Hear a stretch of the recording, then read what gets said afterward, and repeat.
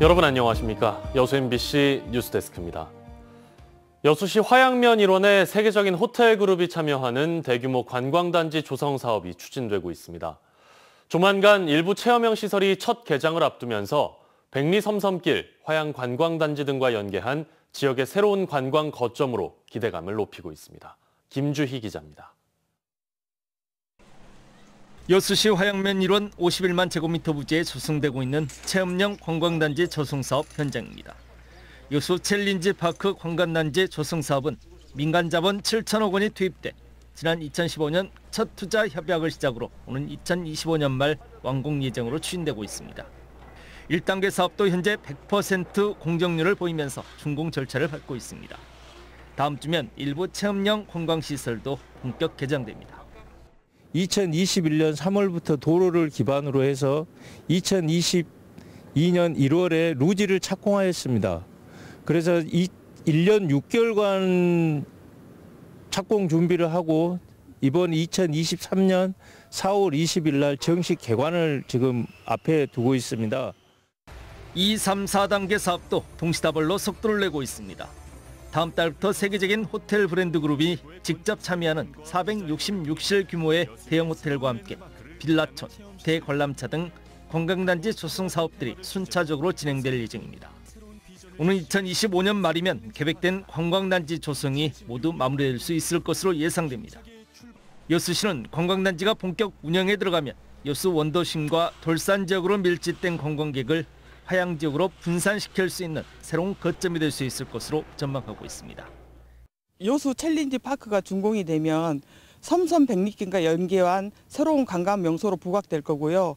그동안 돌산 지역과 종포 해양공원에 집중되었던 관광객들이 분산되는 효과도 있어서 어떤 새로운 관광의 또 명소로 떠오를 것으로 생각하고 있습니다.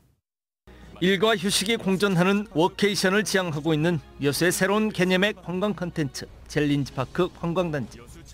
섬섬 백리길과 화양 경도 관광단지와 연계해 남해안권의 새로운 관광 트렌드를 이끌어갈 거점으로 주목받고 있습니다. MBC 뉴스 김주입니다. 2023 순천만 국제정원박람회의 새로운 볼거리가 될 물 위의 정원이 개장했습니다. 순천만 국제정원박람회 조직위원회는 이번 박람회의 무료 관람구역으로 인기를 끌고 있는 오천 그린광장과 그린아일랜드 인근 동천변과 동천위에 생태정원과 메타정원, 공동체 정원 등 5개 테마로 구성된 물 위의 정원을 조성하고 어젯밤 야간 조명 점등과 함께 개장식을 가졌습니다. 물 위의 정원은 지구온난화와 해수면 상승 등 기후위기의 대안으로 육지가 아닌 물 위에 녹지를 조성한 수상정원의 국내 첫 모델이라는 점에서 이번 박람회의 또 다른 콘텐츠가 될 전망입니다. 국내 정원 산업의 선두주자인 삼성 에버랜드 관계자가 순천 정원박람회장의 화훼 연출을 극찬했습니다. 정원박람회 조직위원회는 최근 삼성 에버랜드의 식물 콘텐츠 그룹 관계자들이 정원박람회장을 방문해 노을정원 화훼 연출의 완성도에 감탄하고 에버랜드 정원 조성에도 접목할 수 있겠다며 박람회장 콘텐츠를 높이 평가했다고 밝혔습니다. 에버랜드와 순천만 국가정원은 코로나19 이전 국내 단일 관광지 기준으로 관람객 순위 1, 2위를 다툰 정원 명소이고 에버랜드 사업부는 자체 개발한 장미 품종으로 국내 정원 산업을 선도하고 있습니다. 세월호 참사가 일어난 지 벌써 9년이 흘렀습니다. 여전히 그날의 아픔을 기억하고 304명의 희생자들을 추모하는 분들이 많은데요. 세월호 참사 9주기를 앞두고 지역 곳곳에 있는 추모 공간을 허연주 기자가 취재했습니다. 진도 팽목항에 자리 잡은 세월호 기억관. 쌀쌀한 날씨 속에서도 세월호 희생자를 추모하기 위한 방문객들의 발길이 이어지고 있습니다. 마음이 울적하고 눈물이 나네. 저도 진짜 자식을 키우는 부모 입장으로서 이런 일이 있다는 것은 진짜 다시는 있어서는 안 되는 일이고. 오는 16일까지 진도 팽목항 일원에서는 세월호 기억문화제가 열린다고 합니다. 한 주 동안 이곳을 찾는 분들에게 같이 기억할 수 있는 방법들을 고민해서 시민들도 함께 참여할 수 있는 어떤 부스들을 기획해보자 해가지고. 팽목항에서 차를 타고 10분 정도 가다 보면 무궁화 동산이 있는데요. 이곳에도 세월호 추모 공간이 마련되어 있습니다. 배우 오드리 헵번 가족이 제안해서 만든 세월호 기억의 숲. 나무마다 매달린 노란 리본이 봄바람에 살랑이고 숲 한가운데는 기억의 벽이 눈에 들어옵니다. 304개의 선이 빛에 반사돼서 반짝이고 있습니다. 이는 당시 희생자 한 명 한 명을 상징하고 있습니다.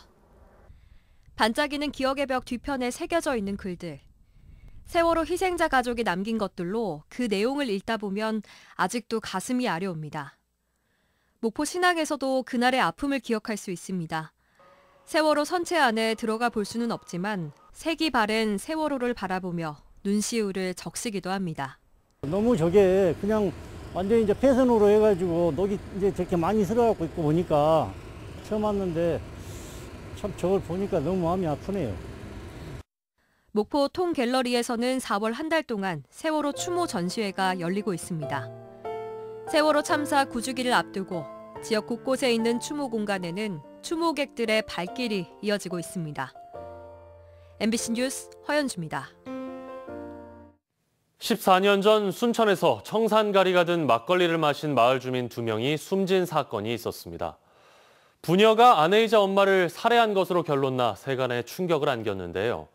얼마 전 재심 청구 과정에서 사건의 유일한 증거였던 부녀의 자백이 부당한 수사에 따른 것이라는 주장이 제기돼 사건이 또다시 주목받고 있습니다. 어떤 내용인지 강서영 기자가 취재했습니다.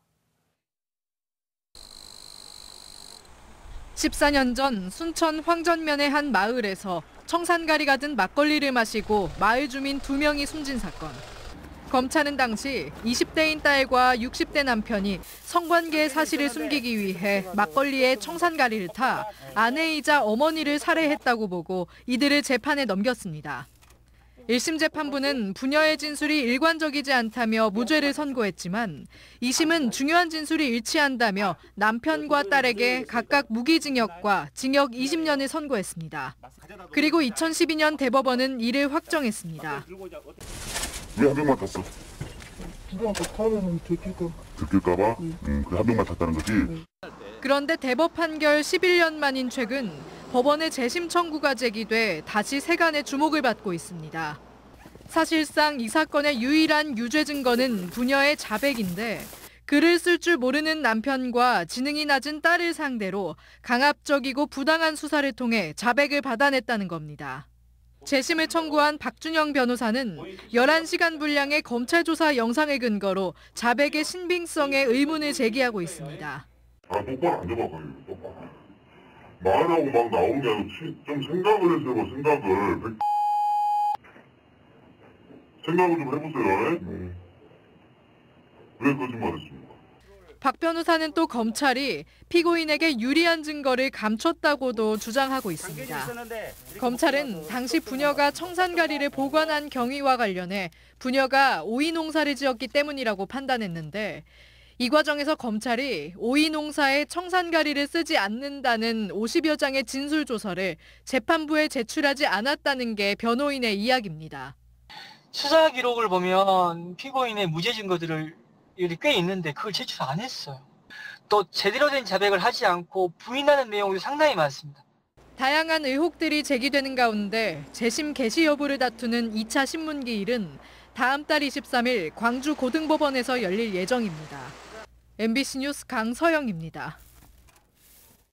최근 양파와 밀가루 등 식자재 가격이 폭등하고 있습니다. 음식값을 올릴 수도 없고 식당 운영자들의 부담이 이만저만이 아닌데요. 소비자들도 장보기가 무서울 정도로 식자재 값이 끝없이 오르고 있습니다. 김양훈 기자입니다. 점심시간이 다가오면서 음식 주문이 밀려듭니다. 이 중국집에서 하루 평균 쓰는 양파는 60kg. 그런데 양파 가격이 최근 급등하면서 음식을 만드는데 부담이 커지고 있습니다. 3월 말 기준 양파 1kg당 평균 가격은 1,900원. 1년 전보다 4배 가까이 올랐습니다. 타격이 많죠, 지금. 작년 매출의 한 3분의 1 정도는 줄였거든요. 회사 버리고 자재값이 너무 많이 올랐어요. 인근의 또 다른 가게도 사정은 마찬가지. 국수 한 그릇에 4,500원을 받고 있지만 식자재 가격 상승으로 음식 가격 인상을 고려해야 할 상황입니다. 밀가루 가격은 3kg 한 봉지가 1년 만에 40% 가까이 올랐습니다.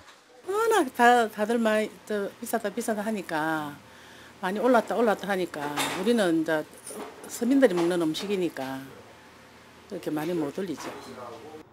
러시아와 우크라이나 전쟁으로 곡물 가격이 오르고 지난해 이상기후로 생산이 줄면서 양파 등의 가격이 급등했습니다. 소비자들도 선뜻 지갑을 열지 못하고 있습니다. 오이 같은 거 많이 먹여야 되는데 너무 올라서 사기가 엄두가 안 나더라고요. 여기에다 앞으로 기름과 가스 등 공공요금도 오를 것으로 보여 서민 경제의 어려움은 당분간 계속될 것으로 보입니다. MBC 뉴스 김양훈입니다. 더불어민주당 주철현 의원이 소멸 위기에 처한 지방의 대표성 확보를 위해 소선거구제와 비례대표제 개선을 제안했습니다. 주철현 의원은 국회 3차 전원위원회의에서 지역 간 균형 발전을 높일 수 있는 선거구 획정을 위해 현행 소선거구제를 유지하고 인구 기준 외에 바다를 포함한 국토 면적과 경제 규모 등을 반영한 새로운 선거구 획정 기준 정립이 필요하다고 밝혔습니다. 또 비례대표의 지역 대표성을 높이는 방안으로 현행 47석의 비례의원 수를 전국 권역별로 균등하게 나눠 지역 출신을 선출하도록 하는 방안을 제안했습니다. 전남 드래곤즈가 FA컵 4라운드 진출에 성공했습니다. 어제 저녁 열린 FA컵 3라운드 경기에서 전남은 후반 추가 시간 박태용의 극장골에 힘입어 충남 아산을 상대로 3대2 승리를 거뒀습니다. 전남은 다음 달 24일 광양 축구전용구장에서 울산 현대를 상대로 FA컵 4라운드 경기를 치르고 이에 앞서 오는 15일에는 충북 청주를 상대로 정규리그 승점 사냥에 나섭니다.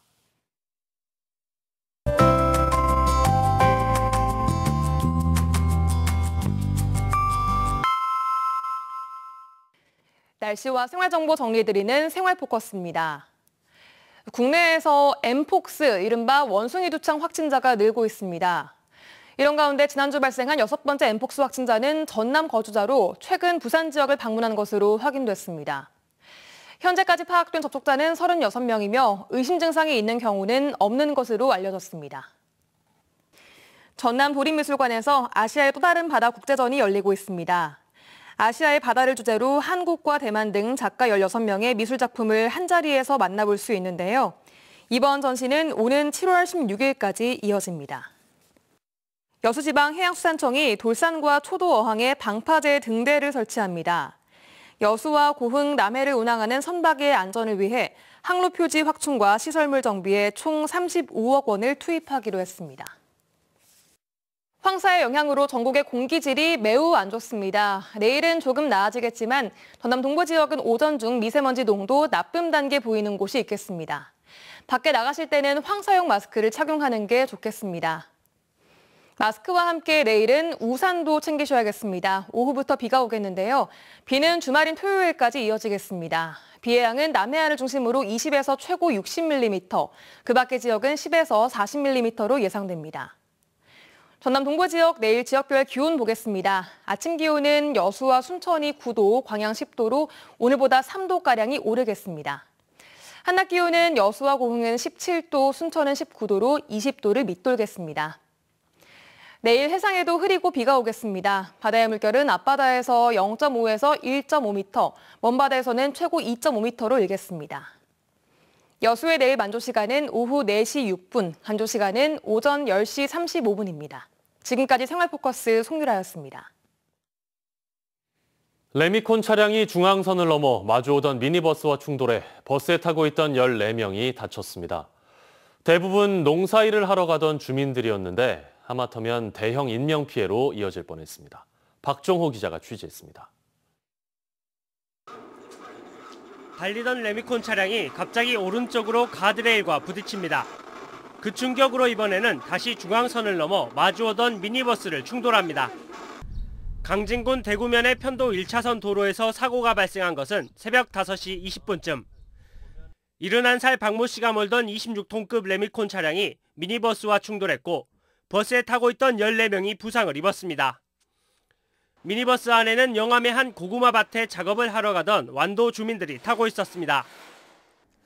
버스를 충격한 레미콘 차는 그대로 30여 미터 앞을 주행하다 가드레일을 들이받고 멈췄습니다. 승객 대부분이 안전벨트를 하고 있어서 대형 참사는 막을 수 있었습니다.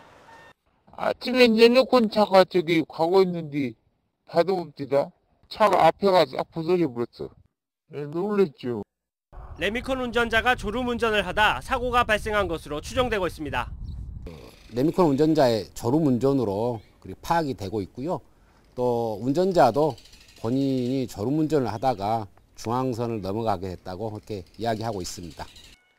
경찰은 레미콘 운전자 박 씨를 교통사고 처리 특례법 위반으로 입건했습니다. MBC 뉴스 박종호입니다. 광양시의회 정회기 의원은 오늘 본회의 5분 발언을 통해 광양제철소를 중심으로 한 산업시설로 인해 자연생태계가 훼손됐고 구매 제도를 포항으로 일원화했을 당시 포스코는 갖은 명분을 내세워 광양 시민들의 요구를 무시했다고 비판했습니다.